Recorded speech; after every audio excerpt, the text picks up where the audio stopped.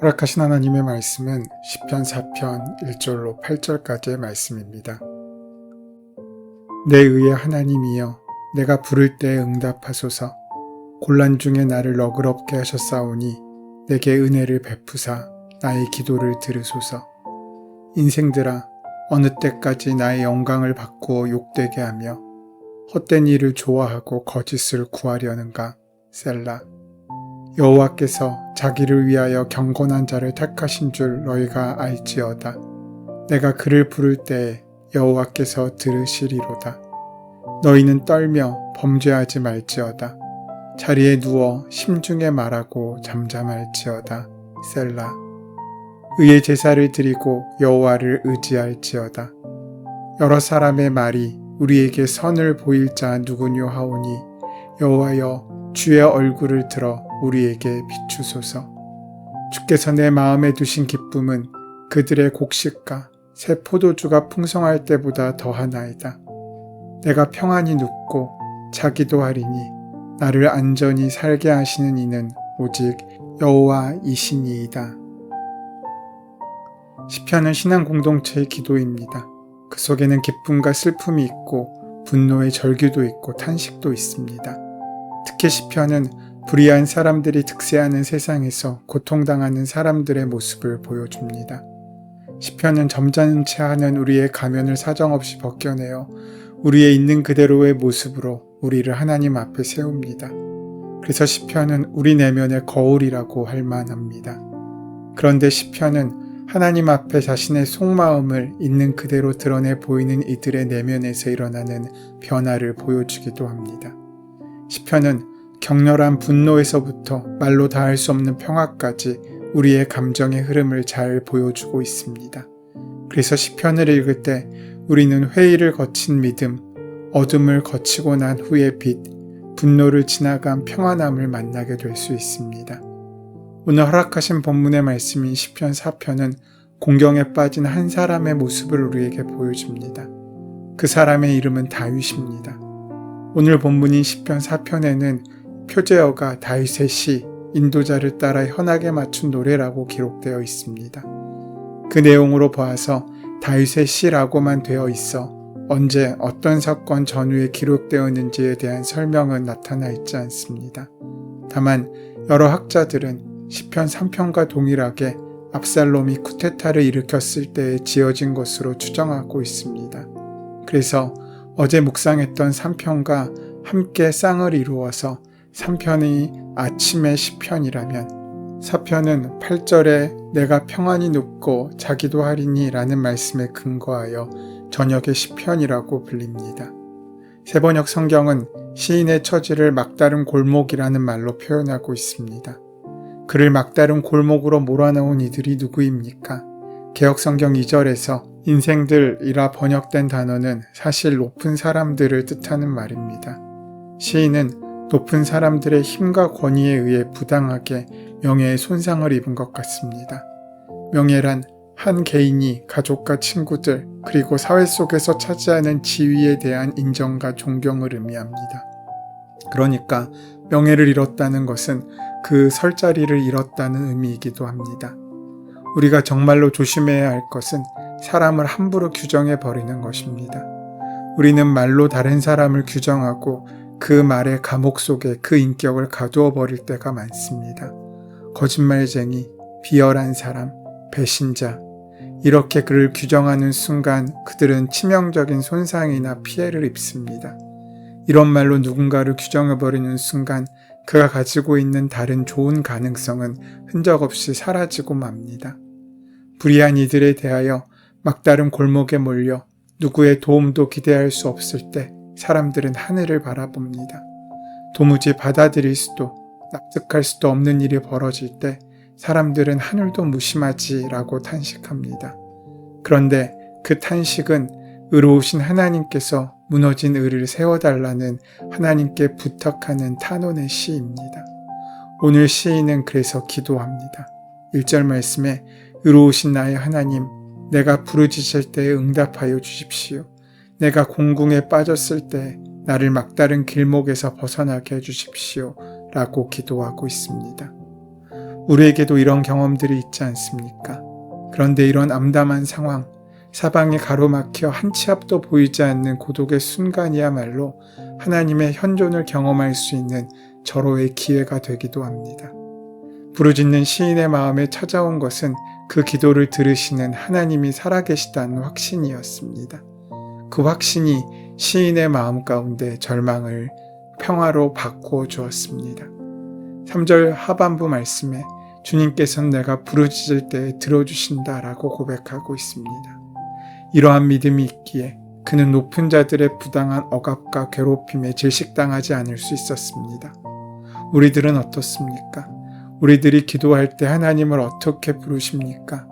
저는 하나님 아버지 또는 사랑과 자비가 풍성하신 주님이라는 말로 시작하곤 합니다. 하나님을 향하여 아버지라고 부름은 우리가 하나님의 자녀가 된다는 의미입니다. 하나님께서 우리의 삶을 인도해 주시고 우리는 하나님의 자녀답게 살겠다는 결단의 의미가 담겨 있는 것입니다. 만약 우리가 하나님을 하나님 아버지라고 부르면 어떻게 되겠습니까? 아마 하나님에 대한 제 의무가 아주 커지게 됨을 의무합니다. 우리가 하나님을 아버지라고 부르는 순간 하나님의 은혜도 우리에게 임하겠지만 우리가 부모님께 효도를 해야 하는 것처럼 하나님을 향한 우리의 삶의 다짐과 믿음의 열매도 분명히 있어야 한다는 것입니다. 어쩌면 부모님을 부양하듯이 거의 하나님을 우리가 모셔야 할 정도가 될지도 모릅니다. 우리가 그럴 수 있을 정도의 그리스도인이 아닐 뿐만 아니라 세상의 모든 그리스도인 중에 하나님을 하나님 아버지라고 부를 수 있는 사람은 아무도 없어질 것입니다. 유한한 인간이 무한하신 하나님을 품을 수 없기 때문입니다. 그래서 사랑과 자비가 풍성하신 하나님 아버지라는 말은 하나님의 전폭적인 품어주심의 사랑과 하나님의 조건 없는 자비가 우리에게 임하기를 소원합니다라는 의미일 것입니다. 다윗은 하나님을 내 의의 하나님이라고 지금 부르고 있습니다. 만약 이 시편이 여러 학자들이 판단하는 것처럼 다윗이 압살롬에게 쿠데타를 당해서 도망을 다니고 있는 중에 기록되었다면 다윗은 그런 참담한 속에서도 하나님과 바른 관계를 맺으며 의롭게 살기 위해서 몸부림쳤음을 의미하고 있습니다. 다윗이 온갖 부정부패를 저지르는 삶을 살았다면 감히 내 의의 하나님이라고 부를 수 없었을 것입니다. 그리고 다윗은 하나님께서 자신을 곤란 중에 너그럽게 하셨다라고 고백합니다. 곤란이라는 말은 문자적으로 좁음을 의미합니다. 다윗은 자신을 겨누는 칼날을 피하기 위해 쉽게 찾을 수 없는 동굴 속이나 전혀 알려지지 않았던 사람의 집에 숨어 있었을 것입니다. 아마 그런 상황을 견디기가 쉽지 않았을 것입니다. 이렇게 어려운 상황 가운데서 하나님께 부르짖던 시인의 영혼 가운데 하나님의 영이 찾아오셨습니다. 그의 마음에 평화와 확신이 찾아오게 됩니다. 이제 오히려 그는 높은 사람들의 오만함을 불쌍히 여기게 되었습니다. 2절 말씀에 너희 높은 자들아 언제까지 내 영광을 욕되게 하려느냐 언제까지 헛된 일을 좋아하며 거짓 신을 섬기겠느냐. 그들은 더 이상 시인을 낙심시킬 수 없었습니다. 항구에 닻을 내린 배는 파선을 염려하지 않습니다. 그렇게 하나님의 마음에 닻을 내린 사람은 웬만한 어려움 앞에서 출렁거리지 않습니다. 지금은 비록 힘이 있다고 해서 그것을 정가의 보도로 휘두르는 이들은 참으로 불쌍한 사람들입니다. 힘을 가진 자들의 가장 큰 비극은 그 힘이 영원할 줄 생각하고 연약한 처지에 있는 사람들의 사정을 헤아릴 줄 모르는 데 있습니다. 그들은 자신의 입장에서 사람들을 내려다봅니다. 그 입장의 동일함이 전제되지 않는 이해란 불가능한 일입니다. 주님께서 하늘 보좌를 버리시고 세상에 오신 까닭이 무엇이겠습니까? 인간의 자리에 내려와야 그들을 하늘로 이끄실 수 있음을 아셨기 때문입니다. 영적인 진보는 그래서 내려감의 길입니다. 그 사람의 자리에 서고 그 사람을 이해하고 그 사람과 함께 공감하는 일입니다. 하지만 오만한 정신은 그렇게 내려설 줄을 모릅니다.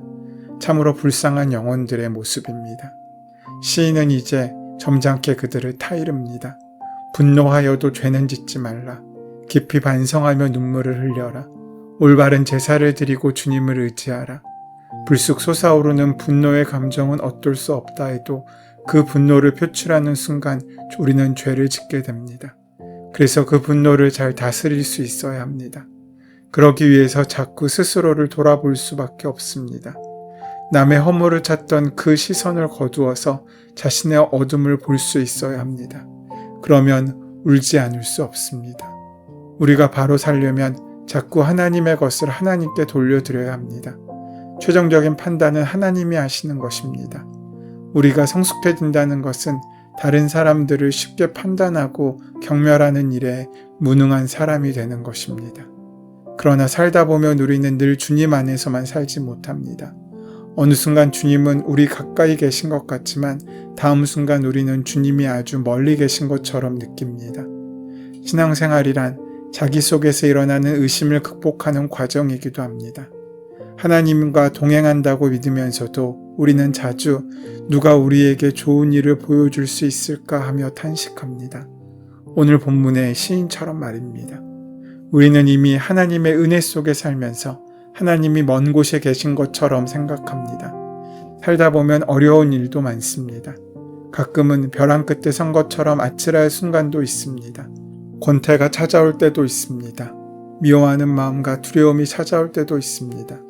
하지만 그런 순간에도 잊지 말아야 할 것은 우리가 하나님의 사랑받는 존재라는 사실입니다. 우리가 하나님의 사랑 안에 있다는 사실을 잊을 때 우리는 자신의 가치를 폄하하고 스스로를 싸구려로 팔아버리기 쉽습니다. 하지만 하나님께서는 우리를 보배롭고 존귀하게 여기십니다. 이러한 확신을 가진 사람은 쉽게 절망하지도 쉽게 세상과 타협하지도 않습니다.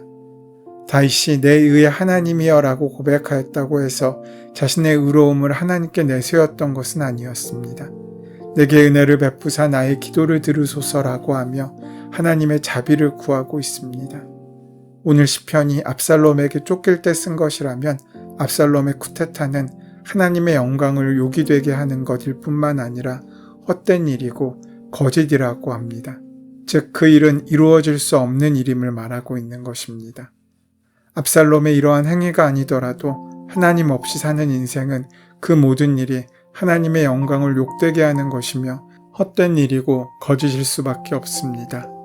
이것은 오랫동안 주님 없는 삶, 주님이 없어도 나 혼자서도 충분히 잘 살 수 있다고 자신하다가 어느 순간에 주님의 부르심을 받고서 주님을 인격적으로 만나게 되었을 때 그 심정 깊숙한 곳에서부터 고백하는 그 고백과 같은 것입니다. 주님 없는 지난날의 삶이 얼마나 하나님의 영광을 욕되게 한 것이었는지, 그 삶이 얼마나 텅 비어있는 것이었는지, 무언가 열심히 제대로 살아보겠다고 했었는데 지금 돌아보니 그 삶이 전부 거짓이었다는 것을 스스로 자인하게 됩니다. 그러면 어떻게 사는 것이 바른 것입니까? 5절 말씀은 이렇게 증거합니다. 의의 제사를 드리고 여호와를 의지할지어다. 성경이 말하는 의는 하나님과의 바른 관계를 의미합니다. 그래서 의의 제사를 드리라는 말은 지금까지 하나님과 반대편에서 하나님을 외면한 삶을 청산하고 회개의 마음으로 예배를 드리며 하나님과의 관계를 회복하라는 의미입니다. 그래서 다윗은 이렇게 오늘의 시편을 마무리합니다. 주께서 내 마음에 두신 기쁨은 그들의 곡식과 새 포도주가 풍성할 때보다 더하나이다. 내가 평안히 눕고 자기도 하리니 나를 안전히 살게 하시는 이는 오직 여호와이시니이다. 다윗은 지금 기뻐할 만한 상황이 아닙니다. 압살롬의 배신으로 쫓겨다니는 상황이라면 분노와 절망을 넘어 자식이 자신에게 칼을 거누었다는 생각에 서글픔이 극에 달할 때였습니다. 다윗이 기뻐할 수 없는 상황에서도 기뻐할 수 있었던 이유는 한 가지입니다. 하나님께서 그 마음에 기쁨을 두셨기 때문입니다. 그래서 하나님께서 우리에게 주시는 기쁨은 모든 환경을 뛰어넘는 기쁨입니다. 어떤 조건 때문에 누리는 기쁨이 아니라 어떠한 조건과 상황에도 불구하고 누리는 기쁨이라는 것입니다. 오늘 말씀을 통해서 우리가 확인하게 되는 것은 다윗은 자신이 처한 환경에 함몰되지 않고 자신의 삶의 자리에서 하나님과의 바른 관계를 맺기 위해 몸부림쳤다는 것입니다. 왜냐하면 자신이 지금 있는 자리가 하나님께서 마음과 정성을 다하여 우리에게 있게 하신 삶의 현장이고 사명의 자리인 것을 믿었기 때문입니다. 다윗은 곡식과 포도주의 풍성함에서 오는 기쁨이 아니라 하나님께서 자기 마음에 두신 기쁨으로 인해 기뻐하며 누움과 일어남, 안전한 삶이 하나님으로부터 오는 것이라고 고백하고 있습니다. 이러한 귀한 고백이 오늘 우리의 고백이 되어서 절망의 순간을 살아간다고 해도 희망으로 일어날 수 있는 귀한 축복이 되기를 소원하며 축원합니다. 은혜의 주님, 세상 사람들의 곡식과 포도주의 풍성함을 기쁨으로 여기지 않고 주님의 동행하심의 기쁨을 가득 누리는 복된 하루의 삶을 살 수 있도록 인도하여 주시옵소서. 예수님의 이름으로 기도드립니다. 아멘. 이제 오늘 이 아침 우리에게 허락하신 본문의 말씀이 오늘 나에게 주시는 하나님의 음성으로 만나지기 위하여 본문의 말씀을 깊이 묵상하시고 함께 기도하는 시간 가지도록 하겠습니다. 함께 기도합니다.